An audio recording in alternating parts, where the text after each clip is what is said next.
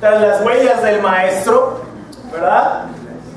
Y el título de hoy es El maestro purifica el templo. Ese es el tema de hoy. Y Marcos, o el Evangelio como tal, el autor Marcos, ofreció el orden cronológico de estos eventos que vamos a ver el día de hoy, mostrando que ambos ocurrieron el día lunes. La maldición de la higuera y la limpieza del templo, que es lo que vamos a hablar el día de hoy, son señales de juicio divino sobre las prácticas religiosas vacías de Israel. Y quiero que vayamos a Miqueas 7:1, que es como voy a introducir el sermón del día de hoy. Miqueas son de esos libros que casi no se leen, que encontrarlos es un problema. Miqueas 7:1, porque al leer Miqueas 7:1, y vamos a ver unos versículos más, vamos a entender un poco más el pasaje de Marcos 11, 12 al 19. De hecho, Miqueas 7:1 muestra la higuera que Jesús maldijo, sin fruto, usada como un símbolo para el fracaso espiritual de Israel. Tiene que ver mucho con el fracaso espiritual de Israel, pero también vamos a profundizar un poco eso que tiene que ver con nosotros como cristianos. Miqueas 7:1. 7. 7.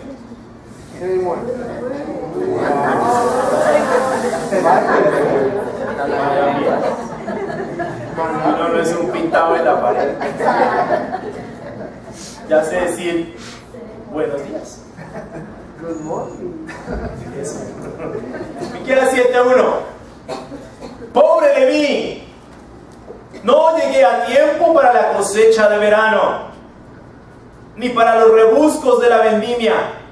No tengo un solo racimo que comer, ni un higo tierno por el que me muero. La gente piadosa ha sido eliminada del país. Ya no hay gente honrada en este mundo. Todos tratan de matar a alguien, y unos a otros se tienden redes. Nadie les gana en cuanto a hacer lo malo. Funcionarios y jueces exigen soborno. Los magnates no hacen más que pedir, y todos complacen su codicia. El mejor de ellos es más enmarañado que una zarza, el más recto, más torcido que un espino. Pero ya viene el día de su confusión, ya se acerca el día de su castigo, anunciado por tus centinelas. Cuando leí ese pasaje dije, wow, las cosas estaban así en Israel, porque es muy parecido a lo que yo veo el día de hoy. Es decir, eso parece ser que nuestra humanidad no ha cambiado mucho en los últimos siglos, porque tú ves lo mismo hoy en día. Tú ves que todos tratan de matar a alguien, sea porque lo matan físicamente o sea porque lo matan en su corazón. Unos a otros se tienden redes, intrigas, engaños, falta de perdón. Impresionante. Nadie les gana en cuanto a hacer lo malo. Esta es la más diciente de todas. Funcionarios y jueces exigen soborno. Los magnates no hacen más que pedir y todos complacen su codicia. Y estamos en un mundo tan desigual, en un mundo donde el que tiene quiere tener más, solamente por codicia, cuando debería ser que el que tiene más para darle a los demás. Pero no es así. Resulta que hoy en día el que da más es el que no tiene. Pero es impresionante, porque Jesús toma esta imagen, lo que estamos viendo acá, para introducir el pasaje de Marcos 11:12. Vamos a Marcos 11:12.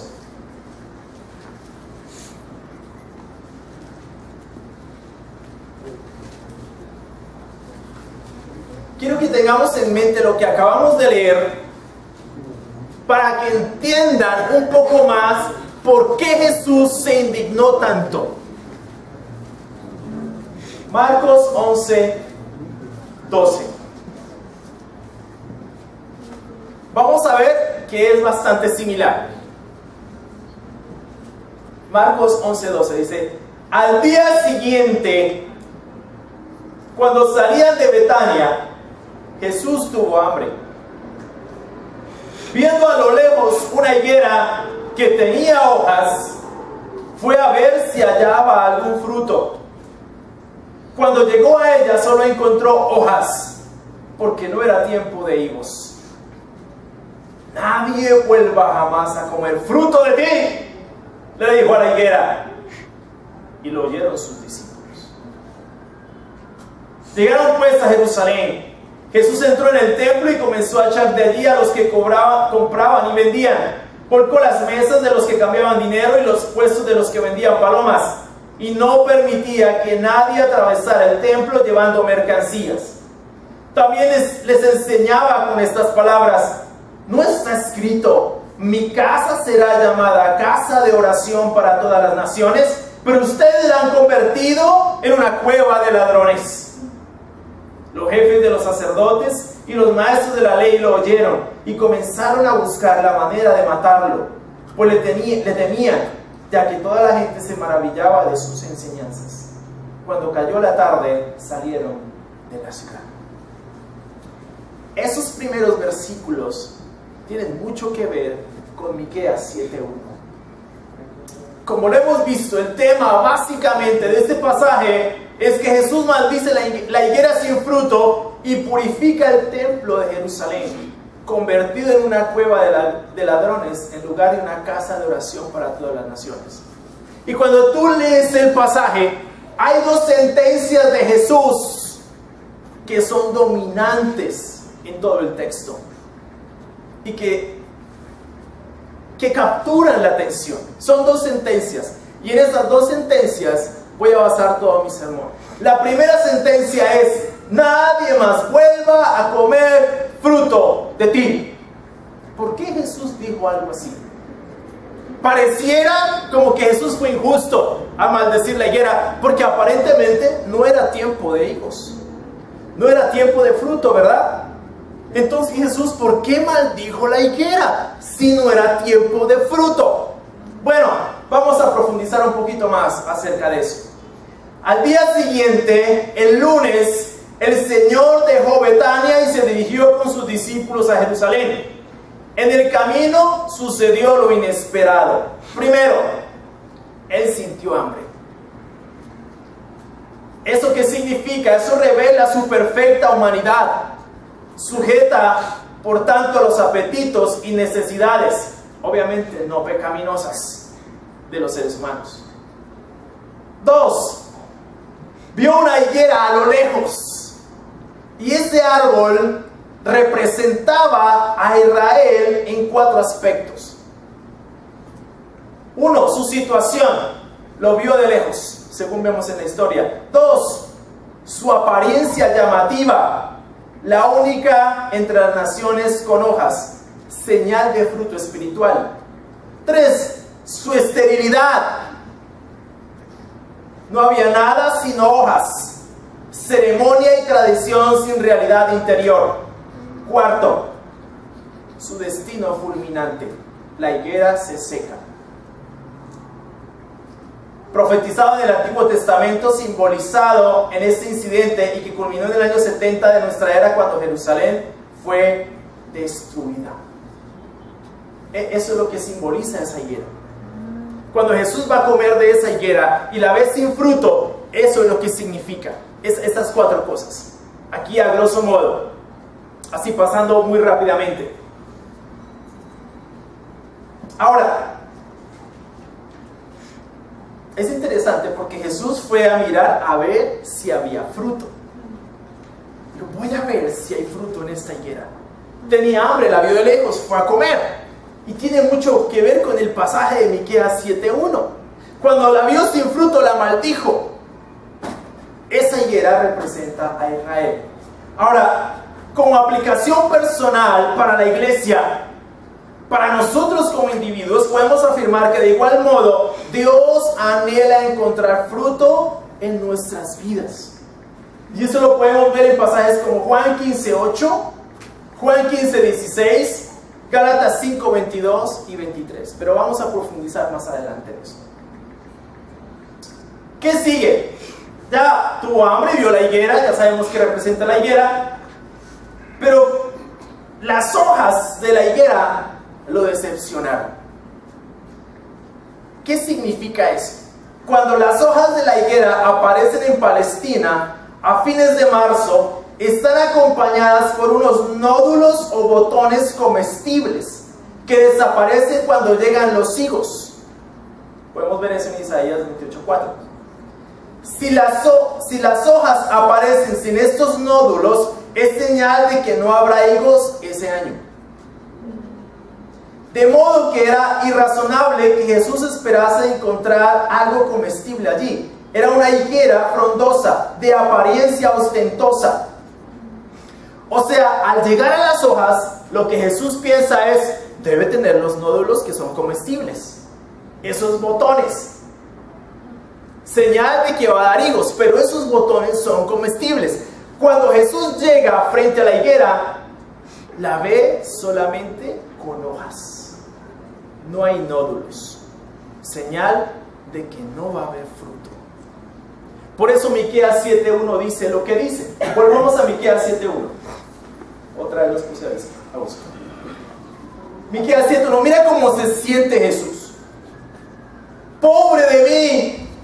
No llegué a tiempo para la cosecha de verano, ni para los rebuscos de la vendimia. No tengo un solo racimo que comer, ni un higo tierno por el que me muero. La gente piadosa ha sido eliminada del país. Era una simbología. Era una lección para sus discípulos. Llegó a esta higuera que aparentemente tenía fruto por lo frondoso de las hojas, pero no encontró absolutamente nada. Y la decepción de Jesús fue grande.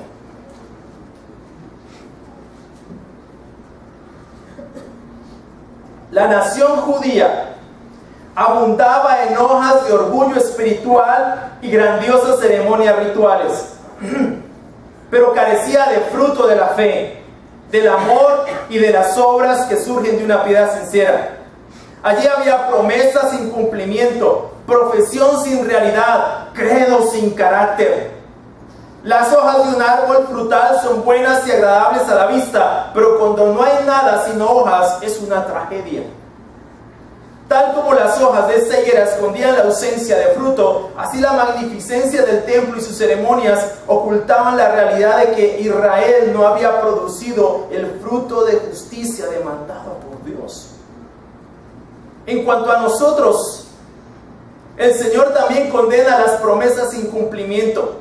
Se ha dicho que el peor epitafio para una vida es podía haber sido y no fue. Al maldecir a la higuera, el Señor manifestaba su oposición a la mera profesión sin la correspondiente práctica, que muestra la realidad de la conversión de esa persona. Es evidente que como cristianos, sea individual o colectivamente, corremos el riesgo de caer en el mismo pecado de Israel. Ser una nación, una iglesia o un individuo sin fruto consistente, producto de nuestra profesión de fe. Es una lección para nosotros. Y recuerden que según 1 Corintios 10, lo que está escrito en el Antiguo Testamento funciona como lección para la iglesia al día de hoy. Podemos ser como Israel. De hecho, en diferentes épocas de la iglesia, Jesús ha llegado y ha encontrado la iglesia sin fruto. Demasiada institucionalidad, demasiada organización, demasiados credos sin carácter, demasiado ritualismo, demasiada pompa, pero nada de fruto. A mí eso me llamó mucho la atención. Me hizo pensar no solo en la iglesia, sino en nosotros como individuos cada uno. Corremos el mismo riesgo. Podemos ver a Israel y decir, eso le pasó a Israel. Pero a nosotros también nos puede pasar como iglesia, como individuos. De hecho, mucho de lo que conocemos como cristianismo al día de hoy evidencia dramáticamente una carencia del fruto interior, al interior de sus filas. Hay dos análisis interesantes que les quiero leer. Uno de David Berceau, en su libro que habla de los primeros cristianos, y otro del doctor Theo Donner, en Posmodernidad y Fe, que nos describen un poco el panorama de la iglesia en los últimos 15 años. Voy a leerse. El cristianismo fue en sus comienzos una revolución que cambió las actitudes, estilo de vida y valores de la antigüedad.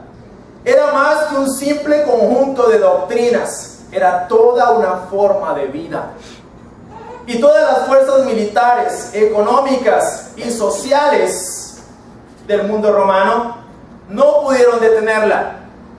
Pero después de 300 años, la revolución parcialmente se fue a pique.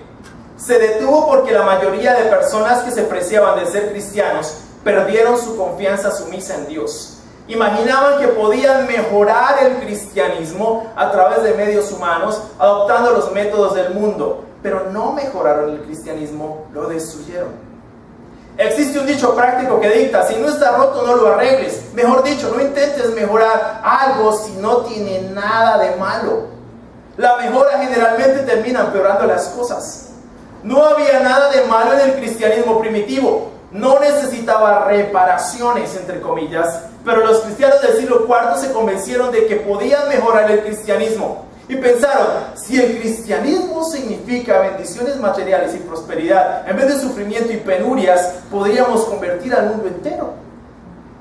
Pero al final la iglesia realmente no convirtió al mundo, el mundo convirtió a gran parte de la iglesia. Sin embargo, las lecciones de la historia no han podido convencer al cristianismo actual. La iglesia aún está casada con el mundo y los cristianos todavía piensan que pueden mejorar el cristianismo por medio de métodos humanos.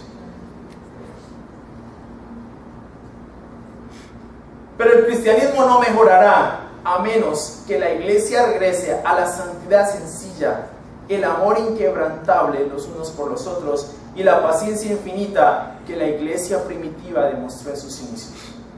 Deberíamos habernos divorciado del mundo mucho antes, pues solo cuando se dé tal divorcio llegan las incuestionables bendiciones de Dios. La cruz y el estandarte revolucionario del cristianismo primitivo aún está donde los primeros mártires lo dejaron.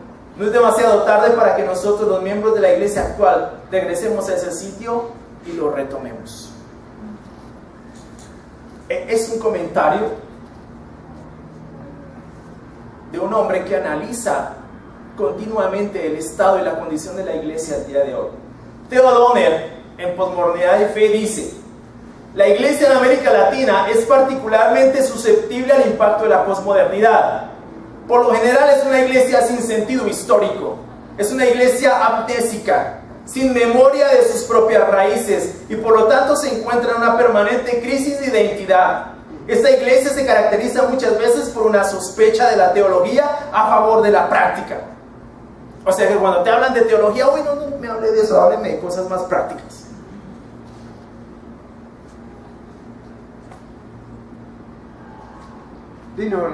Por la pérdida de los distintivos denominacionales y la proliferación de iglesias independientes o iglesias de garaje.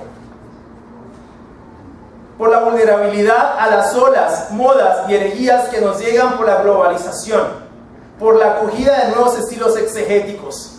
Pero estas son generalidades. Miremos más de cerca algunas corrientes en la iglesia de hoy. Como iglesia evangélica, está analizando la iglesia evangélica, nos jactamos de creer todavía en una verdad absoluta y unos valores absolutos, Rechazamos el relativismo del mundo actual. Sin embargo, hay una fuerte corriente irracional dentro de muchas iglesias, justamente aquellas iglesias que más crecen y más visibilidad tienen dentro de la sociedad, donde la exposición de la palabra no ocupa un lugar central, donde las visiones del pastor y de otros son vistas como la palabra de Dios para el momento actual. Y muchas otras más que él plantea, que no las quise colocar aquí el día de hoy porque es demasiado. Pero son dos análisis de la iglesia el día de hoy. Es interesante porque yo me puse a pensar, ¿qué pasaría si Jesús llegara en este momento y se acercara a la higuera, a la iglesia? ¿Qué va a encontrar? ¿Qué tipo de iglesia va a encontrar? ¿Qué tipo de cristianos va a encontrar? Ahora, les digo una cosa, esto es animante. Es muy animante. ¿En qué sentido? Y que por lo menos podemos ver esto como una advertencia en las Escrituras. Dios espera fruto de nosotros. Dios espera fruto de su iglesia, no solo de forma colectiva, sino de forma individual. Lo cierto, incuestionablemente, es que cuando Jesús se acerca a la iglesia, espera encontrar fruto y no solamente hojas. Pero es un acercamiento no solo al colectivo cristiano, sino al individuo que dice ser un seguidor suyo. Él espera encontrar en cada uno de nosotros fruto, y fruto que perdure. La vida de la iglesia y de quienes la componen no puede estar llena de hojas, no puede aparentar ser fructífera, necesita serlo. Jesús no se fija en las apariencias, se fija en el corazón, se fija en el fruto. Él llega y nos ve y espera cuando se acerca a encontrar ese fruto. Pero según el pasaje, para Jesús sería una tragedia, sería decepcionante encontrar solamente hojas. La sentencia, nunca más vuelva a encontrarse fruto en ti, fue realmente fuerte. Porque él esperaba ese fruto de la nación de Israel y no encontró ese fruto. ¿Qué encontró? Maldad. Gente que aparentaba piedad, pero que estaba muy lejos de Dios. Ese desafío es para nosotros como iglesia hoy. Vamos a Gálatas 5.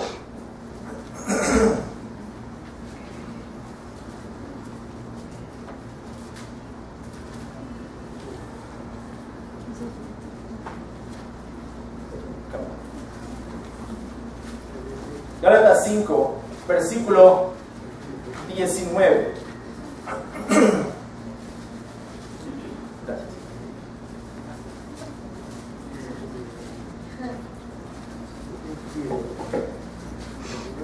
Gálatas 5, 19. Las obras de la naturaleza pecaminosa se conocen bien: inmoralidad sexual, impureza y libertinaje, idolatría y brujería, odio, discordia, celos, arrebatos de ira, rivalidades, disensiones, sectarismos y envidia, borracheras, orgías y otras cosas parecidas. Les advierto ahora, como antes lo hice, que los que practican tales cosas no heredarán el reino de Dios.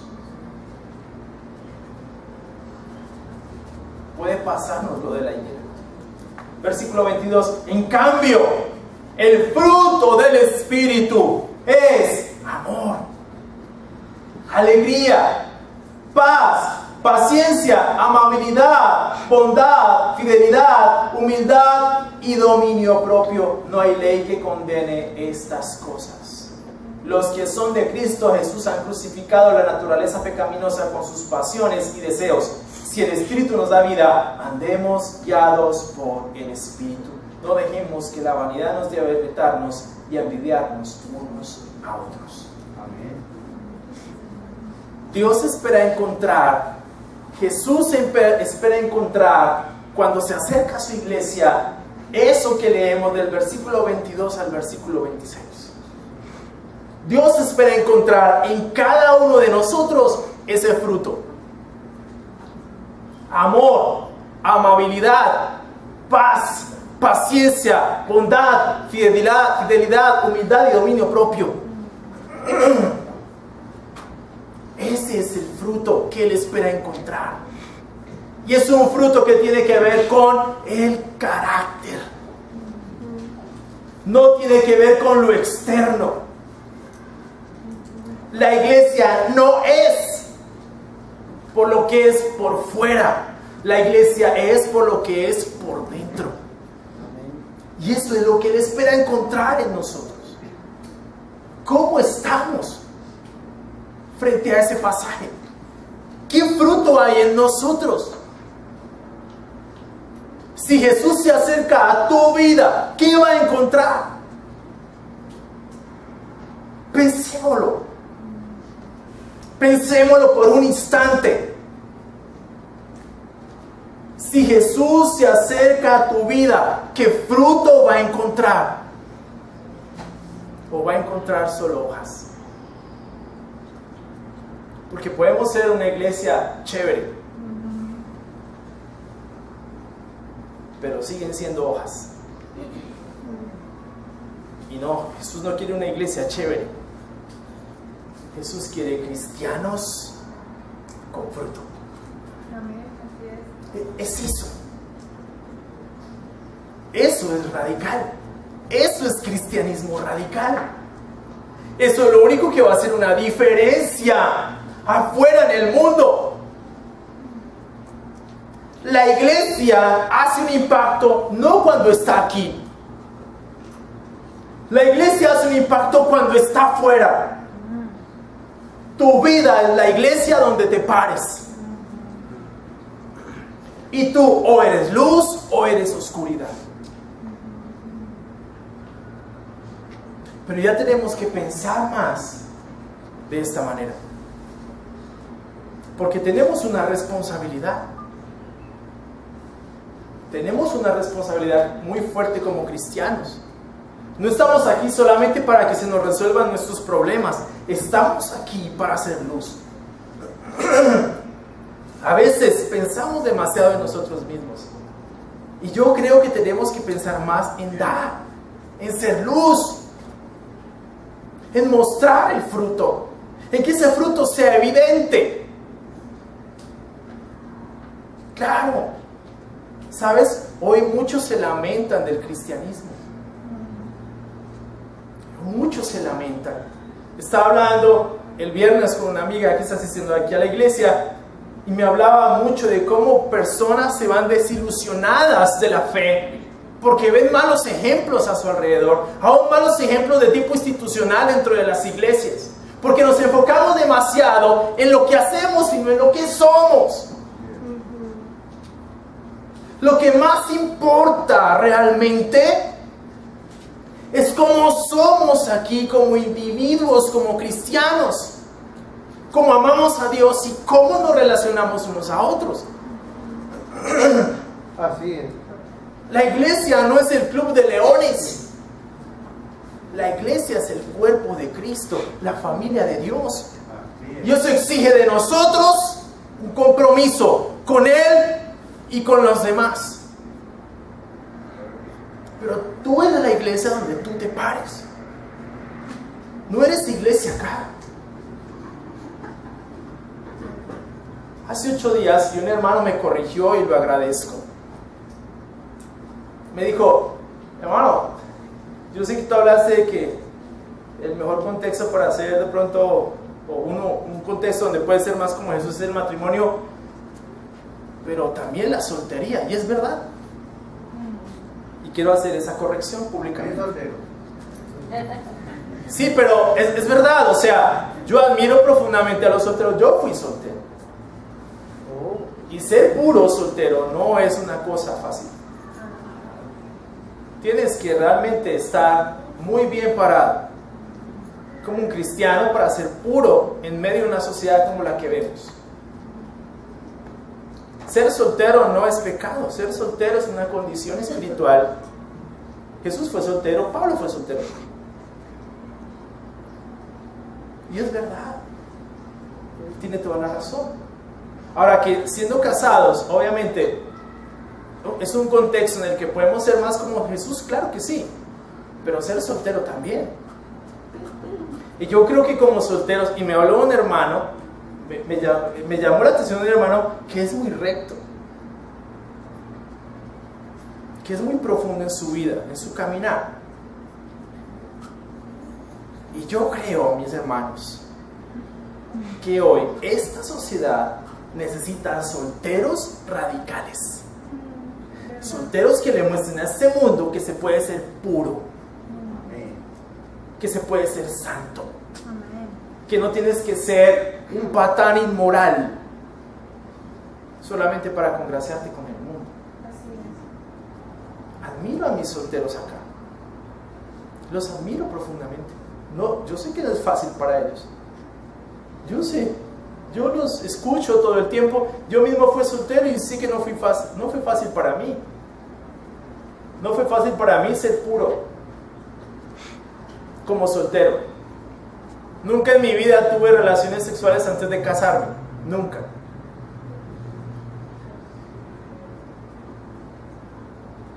La primera vez fue en mi luna de miel. Me casé virgen y no me avergüenzo. Qué rico, qué especial, qué chévere. Eso fue un privilegio para mí, le agradezco a Dios eso, amén. Pero hoy para muchos es como, yo sé la presión que enfrentan mis hermanos. Uy, usted no, usted es virgen todavía, no, eso es arcaico, maestro, ya está mandado a recoger, o es que se volvió evangélico. Eso es lo que le dicen a ellos, lo que me decían a mí. Pero ese es el fruto que Jesús espera encontrar en cada uno de nosotros. Solteros, solteras, casados. Ustedes como casados, nosotros como casados, somos luz. Tenemos que ser luz. No podemos estar pensando en que podemos vivir nuestros matrimonios como queremos, porque Jesús, cuando se acerca a tu matrimonio, espera encontrar fruto en tu matrimonio. Y estoy hablando en serio, muy en serio. La verdad, Jesús espera encontrar en la vida de cada uno fruto. ¿Qué hay en nuestras vidas? Hay lo que leímos en el versículo 19: inmoralidad sexual, impureza, libertinaje, idolatría, brujería, odio, discordia, celos, arrebato de ira, rivalidades, disensiones, sectarismos y envidia, borracheras, orgías. ¿Sabes de quién está hablando eso Pablo? A la iglesia. Había discípulos que estaban haciendo eso. ¿Sabes qué dice Pablo? No heredarán el reino de los cielos. No estoy asustando a nadie, eso lo dijo Pablo. Simplemente que de verdad, mis hermanos, y pretendo convencerlos de eso, necesitamos vivir un cristianismo que haga una diferencia. No simplemente ser hojas. No simplemente ser gente que aparentamos algo, pero por dentro, Jesús sabe, no hay nada. La verdad, Jesús espera eso de nosotros como iglesia, profundamente. Estaba hablando con los nuevos valientes esta mañana. Yo les dije, hace 20 años, hace 18, yo le prometí a Dios que nunca más me iba a volver a desanimar por ninguna circunstancia. Porque hace 18 años pasé uno de los tiempos más difíciles en mi vida como cristiano. Y se lo prometí, le dije, nunca, Padre, nunca me vuelvo a desanimar por nada, llégueme el agua donde me llegue. Amén. Y hasta la fecha ha sido así. ¿Sabes por qué? Porque hacerle una promesa a Dios es delicado. Pero eso es radical. Tenemos que ser ese tipo de personas ¿Qué hace un soldado desanimado? Desastres. ¿Te imaginas ahí en la trinchera? Uy, mi capitán, estoy muerto de susto. Denle algo, alguna cosa hagan con este tipo. ¿Tú sabes qué hace? ¿Ustedes vieron esta película de Rescatando al Soldado Ryan? ¿Se acuerdan del soldado cobarde? Yo me veía, yo decía, ¿será que yo soy así? No se veía, decía, uy, yo a veces tengo esas actitudes, yo soy como medio gallina, soy como medio a toda hora. Dije, ¿será que yo soy así? Uno mira esa película y uno comienza a identificarse. Wow, no, yo no soy como el capitán, yo soy como este flaquito de verdad. ¿De verdad? Yo la veía y decía, tenaz. ¿Qué hace un soldado cobarde? Desastres. Hay una historia de Alejandro Magno, que entre sus filas había un soldado que se llamaba Alejandro, y era muy cobarde y muy miedoso. No, el Alejandro acá, no, este Alejandro acá es poder. Ojalá hubieran más Alejandros así. Pero este Alejandro, este soldado cobarde, pues estaba teniendo una actitud bastante complicada dentro de sus filas. Entonces se lo llevaron a Alejandro Magno. Y Alejandro Magno le dice, o cambias de actitud o cambias de nombre.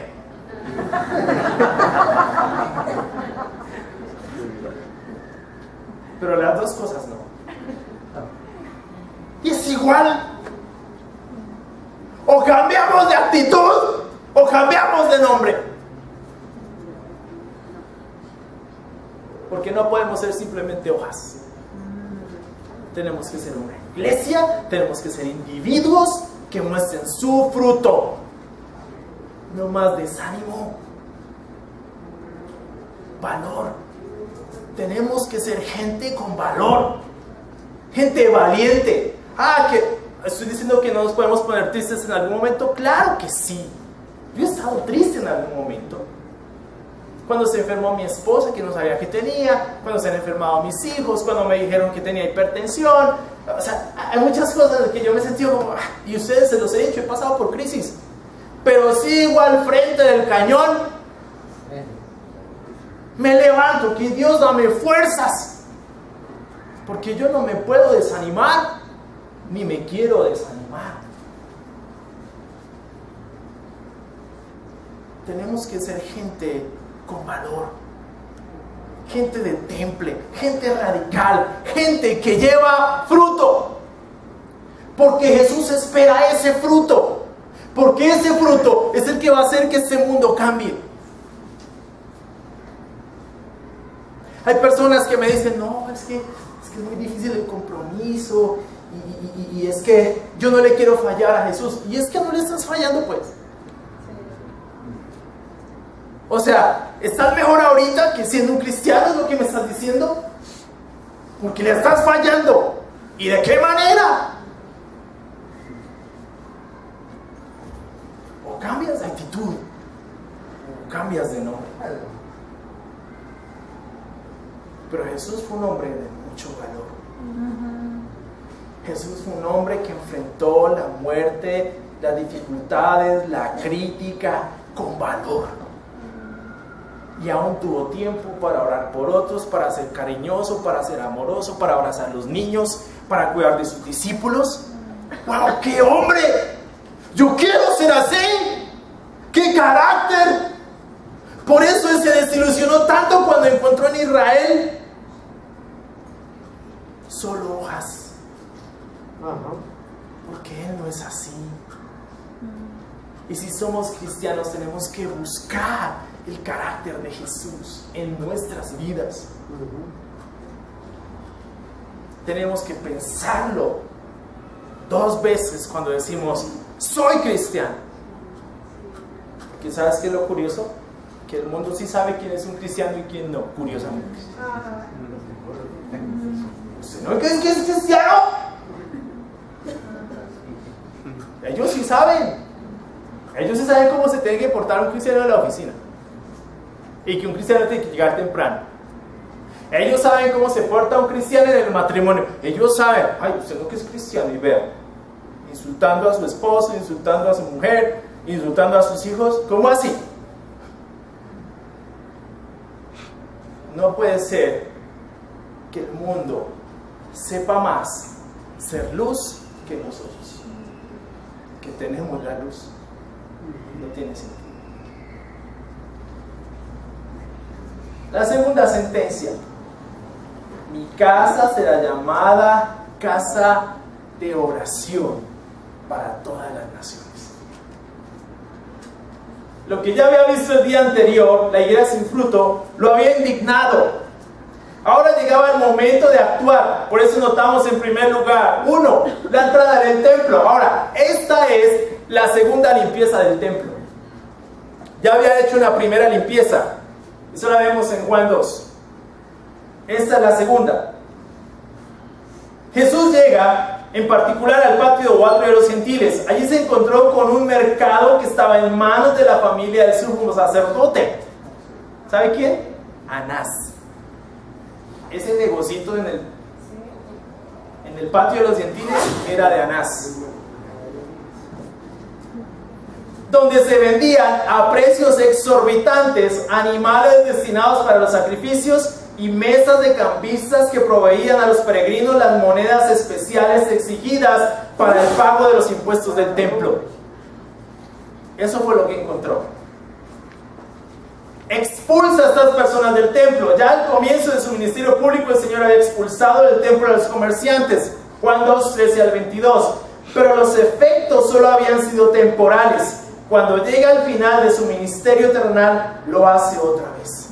¿Cómo era posible adorar a Dios en medio de semejante caos? ¿Cómo pudo realizar esto uno contra tantos? No por su fuerza física, sino por su autoridad moral, que nadie podía resistir. Su acción estaba en consonancia con la profecía de Malaquías 3, 1 al 3. Vamos allá, quiero que la veamos.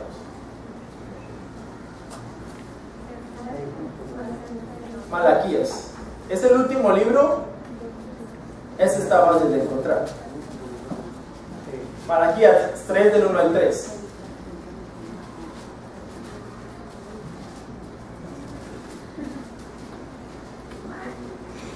El Señor Todopoderoso responde: yo estoy por enviar a mi mensajero para que prepare el camino delante de mí. De pronto vendrá a su templo el Señor a quien ustedes buscan.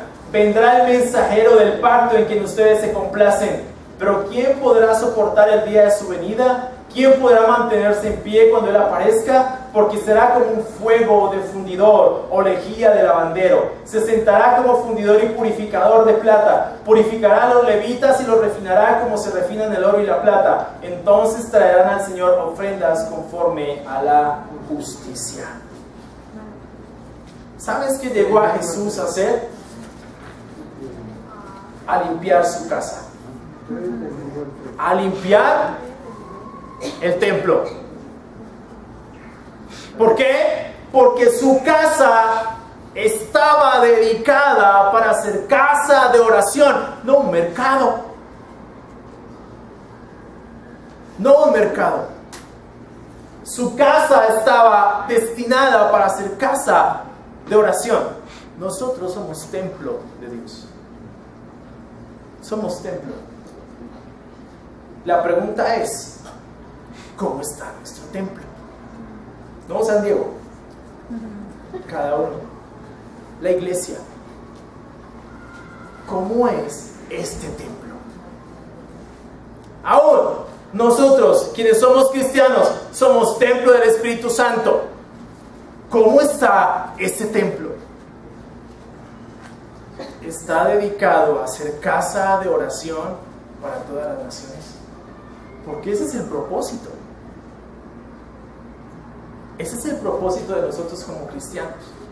Y espero que esto lo tomemos como algo que definitivamente Jesús nos está diciendo. Ustedes son mi templo. Y si son mi templo tiene que estar limpio, dedicado para el propósito que tiene.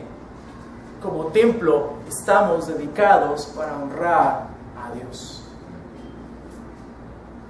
1 Corintios 6, versículo 19.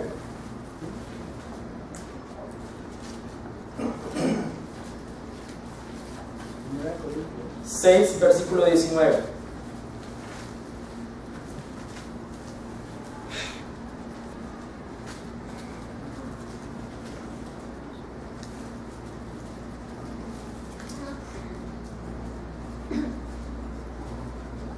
Leamos desde el 18. Huyan de la inmoralidad sexual. Todos los demás pecados que una persona comete quedan fuera de su cuerpo, pero el que comete inmoralidades sexuales peca contra su propio cuerpo. ¿Acaso no saben que su cuerpo es templo del Espíritu Santo, quien está en ustedes y al que han recibido de parte de Dios? Ustedes no son sus propios dueños, fueron comprados por un precio, por tanto, honren con su cuerpo a Dios.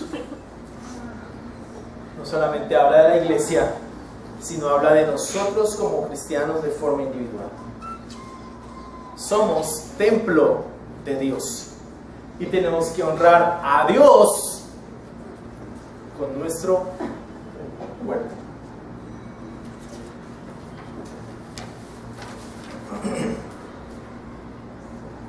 ¿Qué exige Jesús en el templo? La gente empleaba el atrio del templo como un atajo para llegar más rápido de una parte de la ciudad a otra. Se había vuelto un paso ahí, como un pasillo de plaza. Tampoco esto pudo tolerar el Señor, pues era otra forma de profanar su casa. Marcos es el único que registra este acto adicional de irreverencia. De todo eso podemos aprender que si bien es más fácil quedarse en casa explicando pasajes difíciles en las Escrituras que enunciar, exponer o corregir abusos, hay momentos cuando debemos hacerlo. ¿Sabes qué vio Jesús? Un templo caído, vuelto una cueva de ladrones. Pero él tuvo la suficiente convicción y autoridad para reprender y para corregir esa situación. Ahora, tenemos que empezar por ser nosotros mismos vigilantes de nuestra propia vida, pero también denunciar los abusos, denunciar las obras que se hacen en la oscuridad. Tenemos que llamar las cosas por su nombre. No tenemos que tener miedo de decir la verdad, aún entre nosotros, con mucho amor, claro está, pero con mucha convicción. Celo, pero con sabiduría. No van a llegar ahorita a voltear las mesas de sus oficinas y acabar con todo. No, Jesús tuvo una razón para hacer algo así. Podemos también malinterpretar ese pasaje, pero Jesús tenía la justicia y el celo santo como para hacer algo de esa índole. Pero eso significa que nosotros tenemos que ser personas de convicción, porque Jesús fue un hombre de convicción y no tuvo miedo de decir lo que pensaba y hacer lo que era correcto. Y Él espera ese mismo fruto de parte de nosotros como iglesia. Fue lo que no hizo Israel. Israel se congració con las obras de la maldad. Nosotros no podemos hacer lo mismo. Lo cierto es que nosotros tenemos que tomar la decisión de ser una diferencia donde nosotros nos encontramos. Jesucristo condenó la profanación de ese lugar, el exclusivismo y la comercialización. Citó dos profecías. La primera en Isaías 56:7 indica cómo debían ser acogidos en el templo los gentiles prosélitos, es decir, los convertidos al judaísmo. Recuerden que era un templo para las naciones. Cabe destacar que Jesús solo citó la cláusula sobre la oración y omitió la que se refiere a los sacrificios, porque él mismo pronto había de ser un sacrificio que uniría a los judíos y gentiles en un solo pueblo. La intención de Dios había sido que el templo fuese una casa de oración para todas las naciones, no solo para Israel. Se volvieron exclusivistas. La segunda cita, Jeremías 7:11, es un versículo que viene en medio de una acusación severa de los judíos de su día. Dios abandonaría Jerusalén, pues los judíos habían convertido el templo en un mercado religioso, en una guarida de ladrones. Yo veo la iglesia hoy, y yo creo que la iglesia hoy dejó de ser un templo. La iglesia en general, hablo de la iglesia en general, dejó de ser una casa de oración. Se convirtió en una casa de mercado, en una cueva de ladrones.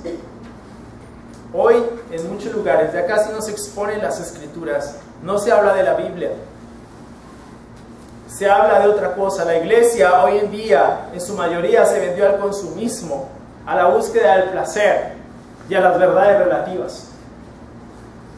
Ya hay pocos profetas, verdaderos profetas, no los que hablan babosadas a los oídos de las personas, sino profetas que se paran a decir la verdad y a mantener a sus iglesias, a sus congregaciones en la vía, en el camino del Señor. Hoy veo la iglesia con ese panorama triste. Hoy hay más líderes interesados en sus propias intereses, finanzas particulares, en lugar de preocuparse por su iglesia. Una niña de nuestra congregación le dice a su profesor: todos los pastores son ladrones. Entonces ella me defendió. No todos son así, el mío no. Y él contesta: algún guardado debe tener.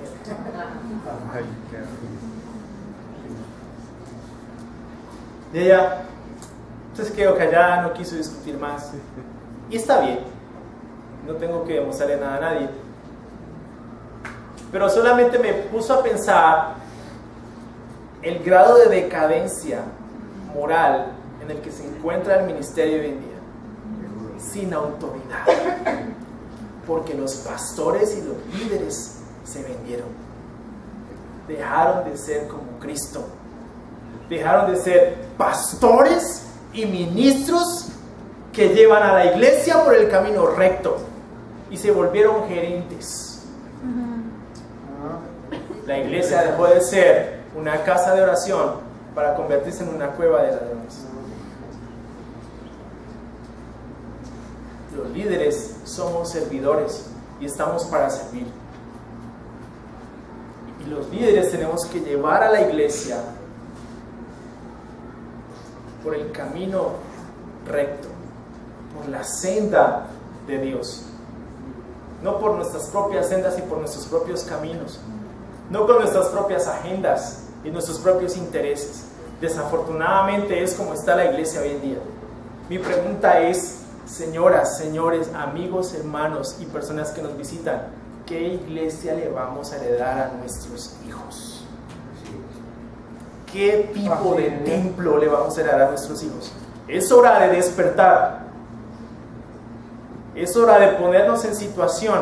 Es hora de tomar en serio que Jesús se acerca a esta higuera y espera encontrar fruto. Y ojalá no encuentre solamente hojas. Porque sería muy desafortunado. Sería muy decepcionante para Jesús. Pensémoslo. Sin lugar a dudas, la expectativa de Jesús es que el cristianismo y los cristianos de todas las épocas exhiban fruto consistente, producto de su fe en Él. La iglesia no puede ser simplemente una gran organización o institución con muchas actividades, dogmas, rituales y credos. Él espera fruto, y un fruto que en verdad haga una diferencia en una aldea global que se encuentra en una profunda crisis moral, espiritual y social. Muchas gracias, muy amables.